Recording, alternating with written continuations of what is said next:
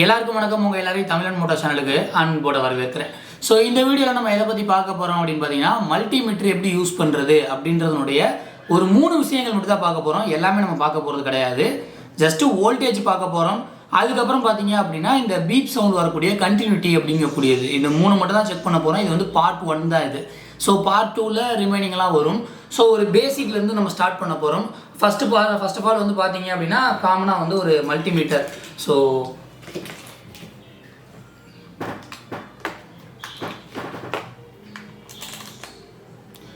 இந்த மாதிரி தான் பார்த்தீங்க அப்படின்னா ஒரு மல்டிமீட்டர் அப்படின்றது இருக்கும். இந்த மல்டிமீட்டரில் கீழே வந்து பார்த்தீங்க அப்படின்னா ஒரு 3 ஹோல்ஸ் வந்து கொடுத்துருப்பாங்க. இந்த மெயினாக ஃபஸ்ட்டு, செகண்டு, தேர்டு அப்படின்னு சொல்லிட்டு இந்த ஹோல்ஸில் COM அப்படின்னு ஒன்று இருக்கும். ஸோ இந்த COM அப்படின்னா வேறு ஒன்றும் கிடையாது, காமன். ஸோ இதுதான் வந்து இந்த எர்த்து, காமன், நியூட்ரல் இந்த மாதிரிலாம் நம்ம சொல்கிறோம் இல்லைங்களா. ஸோ அதுதான் வந்து இந்த COM அப்படின்றது. ஸோ நம்ம என்ன செக் பண்ணாலும் பரவாயில்ல, இந்த பிளாக் கலர் ப்ராப், இந்த பிளாக் கலரில் இருக்கக்கூடிய ஒயர் கம்பல்சரி அந்த COMல தான் பார்த்தீங்க அப்படின்னா ஃபிக்ஸ் ஆகிருக்கணும். ஸோ இது first condition. And second condition வந்து பார்த்தீங்க அப்படின்னா இந்த ரெட் கலர் ஒயர். இந்த ரெட் கலர் ஒயரை வந்து நம்ம அடுத்து எங்கே ஃபிக்ஸ் பண்ணுறது அப்படின்ற ஒரு டவுட் வரும். இதில் 2 ஆப்ஷன் கொடுத்துருப்பாங்க. மொதல் ஒரு ஹோல் இருக்கும், செகண்ட் ஒரு ஹோல் இருக்கும். ஸோ இந்த ஹோல்ஸ் பக்கத்துலேயே வந்து பார்த்தீங்க அப்படின்னா கிளியர் கட்டாக எழுதியிருப்பாங்க. ஃபஸ்ட்டு ஹோல் கிட்ட பார்த்தீங்க அப்படின்னா MA, அதுக்கப்புறம் ஓமுடைய சிம்பிள் போட்டிருக்கும், V போட்டிருக்கும். ஸோ இது வந்து என்ன அப்படின்னா MA அப்படின்றது வந்து மில்லி ஆம்ஸு. ஸோ இந்த மில்லி ஆம்ஸை வந்து நீங்கள் செக் பண்ணுறது அப்படின்னா இந்த ஹோலில் வந்து ப்ராப் மாட்டியிருக்கணும். அதே மாதிரி நீங்கள் வோல்டேஜ் வந்து காமனாக செக் பண்ணுறீங்க அப்படின்னாலும் ப்ராப் வந்து இதில் மாட்டியிருக்கணும். ஸோ ஓம்ஸ் வந்து ரெசிஸ்டன்ஸ், ஸோ ரெசிஸ்டன்ஸ் செக் பண்ணுறீங்க அப்படின்னாலும் ப்ராப் இதில் மாட்டியிருக்கணும். ஸோ இதை தான் என்ன பண்ணுறாங்க அப்படின்னா இந்த இதில் வந்து இன்டிமேட் பண்ணியிருக்காங்க. அண்ட் அதே மாதிரி இந்த டயோட் சிம்பிள் ஒன்று போட்டிருக்காங்க பார்த்தீங்களா. ஸோ இந்த டயோட் சிம்பிள் அது கேமரா டக்குன்னு நம்ம முகத்தையே ஃபோக்கஸ் பண்ணுதா, அதனால் தெரிய மாட்டேங்குது. எனக்குள்ள பார்த்தீங்க அப்படின்னா ஒரு டயோட் சிம்பிள் ஒன்று போட்டிருக்கும்.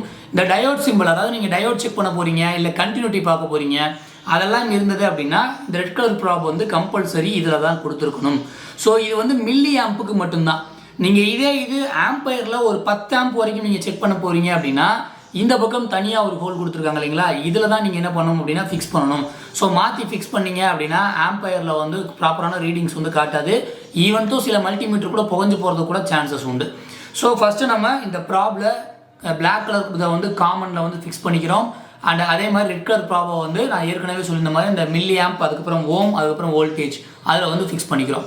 ஸோ இப்போ இதை வச்சு நம்ம ஃபஸ்ட்டு பார்க்க போகிற விஷயம் என்ன அப்படின்னு பார்த்தீங்கன்னா, ஃபஸ்ட்டு எல்லாருமே வந்து வோல்டேஜில் ஆரம்பிப்பாங்க. நம்ம கண்டினியூட்டிக்கு போயிடுவோம்.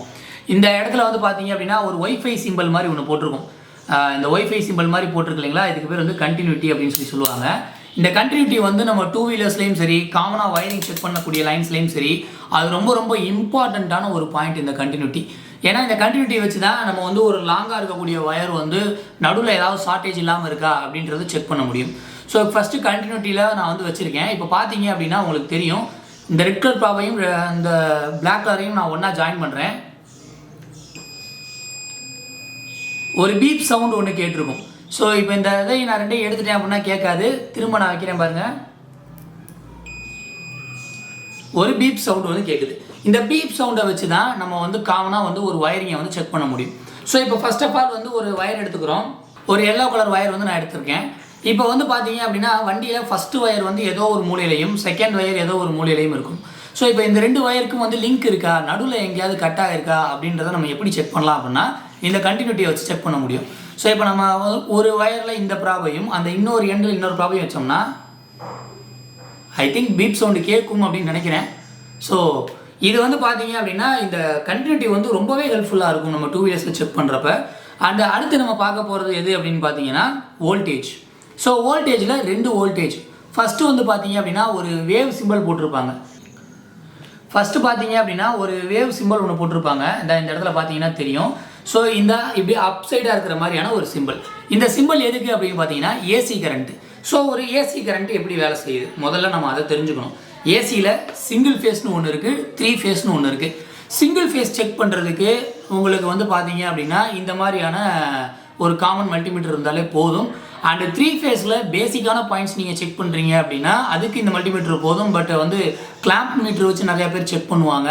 ஸோ வந்து பார்த்தீங்க அப்படின்னா யூசேஜுக்கு ஏற்ற மாதிரி மீட்டரினுடைய அளவுகள் வந்து மாறும். ஸோ ஃபஸ்ட்டு ஏசி அப்படின்னா என்ன அப்படின்னா ஆல்டர்னேட்டிங் கரண்ட். ஒரு வேவ் ஃபார்மெட்டில் கரண்ட் வந்து ட்ராவல் பண்ணும். ஸோ கரண்ட் வந்து எப்படின்னா ஒரு ப்ளஸ்ஸு மைனஸ் இப்படி மாற்றி மூவ் ஆகும்.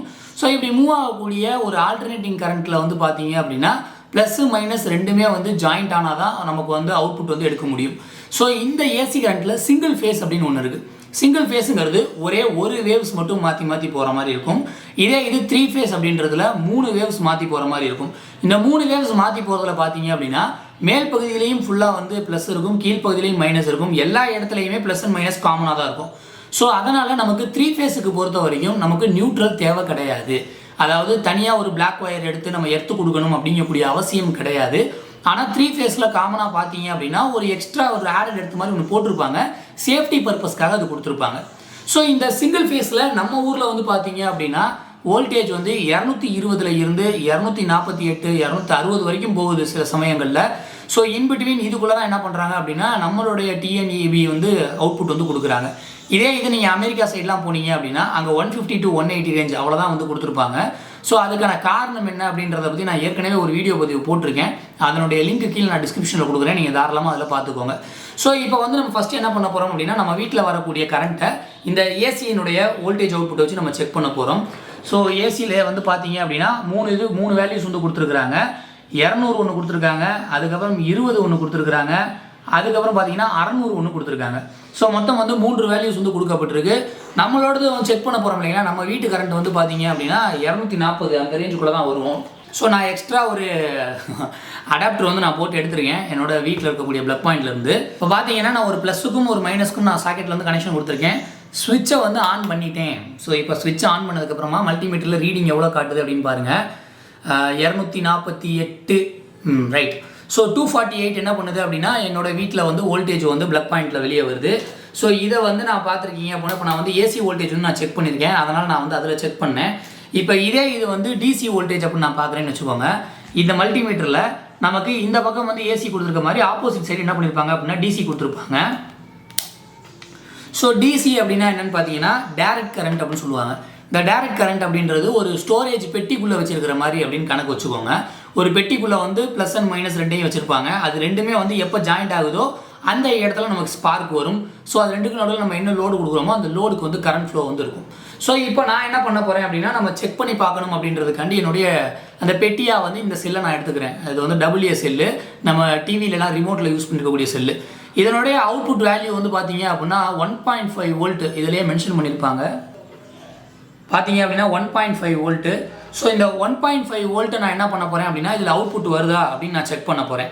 ஸோ இப்போ அதுக்காக நான் மறுபடியும் மல்டிமீட்டர் எடுக்கிறேன். மல்டிமீட்டரில் பார்த்தீங்க அப்படின்னா டிசி வோல்டேஜை பொறுத்த வரைக்கும் நமக்கு வந்து 2, 20, 200, 600 இதெல்லாம் கொடுத்துருக்குறாங்க. ஸோ நான் இப்போ என்ன பண்ண போகிறேன் அப்படின்னா இதனுடைய வேல்யூ வந்து நமக்கு தெரியும். ஸோ ரொம்ப கம்மியான வேல்யூ தான், 1.5 தான். அதனால் நான் வந்து என்ன பண்ணுறேன் அப்படின்னா 2 வோல்டேஜில் நான் வச்சுக்கிறேன். ஸோ பார்த்தீங்கன்னா தெரியும் 2 வோல்டேஜில் நான் என்ன பண்ணியிருக்கேன் அப்படின்னா இந்த மல்டிமீட்டரை வந்து நான் ப்ளேஸ் பண்ணியிருக்கேன். ஸோ ப்ளேஸ் பண்ணிவிட்டு இப்போ நான் செல்லை வந்து செக் பண்ண போகிறேன். செல்லில் வந்து ப்ளஸ் அண்ட் மைனஸ் ரெண்டுமே கொடுத்துருப்பாங்க. ஸோ காமனாக இந்த குடுமி இருக்கிற சைடு தான் ப்ளஸ்ஸாக இருக்கும்.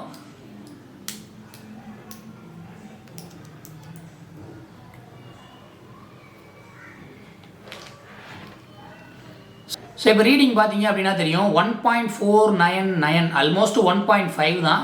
ஸோ அப்போ பார்த்தீங்க அப்படின்னா இந்த செல்லில் வந்து சார்ஜ் இருக்குது. ஸோ அதனால் நமக்கு வந்து 1.5 வந்து காட்டுது. இப்போ பார்த்தீங்க அப்படின்னா நான் ஒரு செல்லில் கனெக்ட் பண்ணியிருக்கேன், பட் அந்த செல்லு வந்து வீணாக போச்சு. அதனால் இப்போ ரீடிங் பார்த்தீங்கன்னா உங்களுக்கே தெரியும். ஸோ அப்போ என்ன அர்த்தம் அப்படின்னா இந்த செல்லு வந்து வீணாக போச்சு அப்படின்னு அர்த்தம். ஸோ நம்ம வந்து இப்படியும் என்ன பண்ணிக்கலாம் அப்படின்னா இந்த டிசி வோல்டேஜை வந்து செக் பண்ணிக்க முடியும். ஸோ டிசியில் வந்து பார்த்தீங்க அப்படின்னா காமனாக நம்ம யூஸ் பண்ணுறது எல்லாமே வந்து 12 வோல்ட்டில் தான் இருக்கும். ஸோ 12 வோல்ட்டில் இருக்கிறனால நம்ம இந்த 20 வோல்ட்டுக்குள்ளேயே வச்சு நம்ம என்ன பண்ணிக்கலாம் அப்படின்னா செக் பண்ணிக்கலாம். ஸோ இப்போ இந்த வோல்டேஜ்னா என்ன அப்படின்றத பற்றி ஒரு சின்ன விளக்கம். ஒன்றும் இல்லை, வோல்டேஜ், கரண்ட்டு, அதுக்கப்புறம் வந்து இந்த வாட்ஸ், இது மூணுக்கும் வந்து நம்மளால பெருசாக வந்து கொஞ்சம் குழம்பிக்குவாங்க. ஸோ ஒரு பைப் லைன் எடுத்துக்கிறோம். அந்த பைப் லைனில் வந்து தண்ணி போகுது அப்படின்னு கணக்கு வச்சுக்கோங்க. அந்த தண்ணி ஓடுற தண்ணியை வந்து எலக்ட்ரான்ஸ் அப்படின்னு நம்ம வச்சுக்கிறோம். இந்த எலக்ட்ரான்ஸ் அப்படிங்கக்கூடியது ஓடிட்டே இருக்குது அப்படின்னா அதுக்கு பேர் கரண்ட்டு. ஸோ இந்த ஓடக்கூடிய கரண்ட்டில் எவ்வளவு அழுத்தம் இருக்குது, அதாவது ஓடக்கூடிய தண்ணியில் எவ்வளவு அழுத்தம் இருக்குது அப்படின்னு பார்க்குறோம். இப்போ நம்மளே வந்து ஒரு வாட்டர் எடுத்து ஒரு இதில் ஸ்ப்ரே பண்ணுறோம். அப்படி யோசிச்சு பாருங்கள், ஒரு நார்மல் பைப் லைனில் திறக்கும்போது அது எவ்வளோ வேகமாக வருது, எவ்வளோ மெதுவாக வருது அப்படின்ற கணக்கு இருக்குது. அப்போ அதுக்குள்ளே எவ்வளவு அழுத்தம் இருக்கும் அப்படின்றது தான் நம்ம மெயினான பாயிண்ட்டு. அந்த அழுத்தத்தை தான் நம்ம என்ன சொல்லுவோம் அப்படின்னா வோல்டேஜ் அப்படின்னு சொல்லுவோம். இந்த வரக்கூடிய வோல்டேஜ் இதே அழுத்தம், இந்த அழுத்தத்தில் ஒரு தண்ணி வருது. ஆனால் 1 மணி நேரத்துக்கு எவ்வளோ கிராஸ் பண்ணுது அப்படின்னு பார்க்குறது தான் ஆம்பயர் ஹவர் அப்படின்னு சொல்லுவாங்க, ஏஹெச் அப்படின்னு. இப்போ காமனாக ஒரு பேட்டரி எடுத்துக்கிறீங்க அப்படின்னா 5Ah 7Ah அப்படிலாம் போட்டிருப்பாங்க. இந்த 7Ah 5Ah அப்படின்றது என்னென்னா 1 மணி நேரத்துக்கு 7 ஆம்ஸ் வரைக்கும் வெளியில் வரும் அப்படின்றது தான் அதனுடைய கணக்கு. இப்போ இந்த ஓடக்கூடிய தண்ணியில் நான் ஒரு கேட் வால்வு வைக்கிறேன். இந்த கேட் வால்வுக்கு பேர் தான் ரெசிஸ்டன்ஸ் அப்படின்னு சொல்லுவாங்க. இந்த ரெசிஸ்டன்ஸ் அப்படிங்கக்கூடியது தான் இந்த தண்ணி எவ்வளோ வருதோ அதை தடுக்கக்கூடிய ஒரு விஷயம். ஸோ ஒரு கேட் வால்வ் வைக்கிறோம், நமக்கு தேவையான அளவுக்கு ஓப்பன் பண்ணி விட்றோம், அப்போ அந்த அளவு மட்டும் தண்ணி வெளியே வரும் இல்லைங்களா. அதே மாதிரி கரண்ட் ஃப்ளோ வந்துட்டு இருக்கு. கரண்ட் ஃப்ளோ நடுவில் நான் ஒரு ரெசிஸ்டர் வைக்கிறேன், அது தேவையான அளவுக்கு ரெசிஸ்டன்ஸை கொடுத்து கரண்ட்டை தடுக்குது, மீதியை என்ன பண்ணுது அப்படின்னா வெளியில் வருது. ஸோ இதுக்கு பேர் வந்து ரெசிஸ்டன்ஸ் அப்படின்னு சொல்லுவாங்க. இதை தான் வந்து நம்ம நார்மலாக வந்து பார்க்கக்கூடிய ரெசிஸ்டர்லாம் வேலை பார்க்கும். இந்த பார்த்தீங்கன்னா தெரியும், இதில் வந்து ஒரு ரெசிஸ்டர் இருக்குது. இதில் வந்து பார்த்தீங்க அப்படின்னா ஒரு ரெசிஸ்டர் இருக்குது. இந்த ரெசிஸ்டர் வந்து பார்த்தீங்க அப்படின்னா இந்த பச்சை கலர் இருக்குது பாருங்கள் சின்னதாக. ஸோ இது என்ன வேலை பார்க்கும் அப்படின்னா இந்த மாதிரி தான் என்ன பண்ணோம் அப்படின்னா தண்ணியை வந்து வரக்கூடிய தண்ணியில் நம்ம எப்படி கேட் வால்வ் போடுறோமோ அது மாதிரி வரக்கூடிய கரண்ட்டில் இருக்கக்கூடிய லாக்கு தான் இந்த ரெசிஸ்டர். ஸோ இந்த மல்டிமீட்டர் யூசேஜினுடைய ஃபஸ்ட் பார்ட் தான் இது. இதில் ரொம்ப பேசிக்ஸ் மட்டும் தான் நான் சொல்லியிருக்கேன். பட் இதுவே வந்து பார்த்தீங்க அப்படின்னா ஆல்மோஸ்ட் 10 நிமிஷத்துக்கு பக்கம் வீடியோ வந்துச்சு. ரொம்ப லென்த்தான வீடியோ போட்டோம் அப்படின்னா பார்க்கறதுக்கு நமக்கே போர் அடிக்கும் அப்படின்றனால மீதி போர்ஷனை வந்து நம்ம செகண்ட் பார்ட்டில் பார்க்கலாம். அண்ட் இவ்வளோ நேரம் உங்கள் டைமை ஸ்பெண்ட் பண்ணி இந்த வீடியோவை பார்த்தவங்க எல்லாத்துக்கும் நன்றி, வணக்கம்.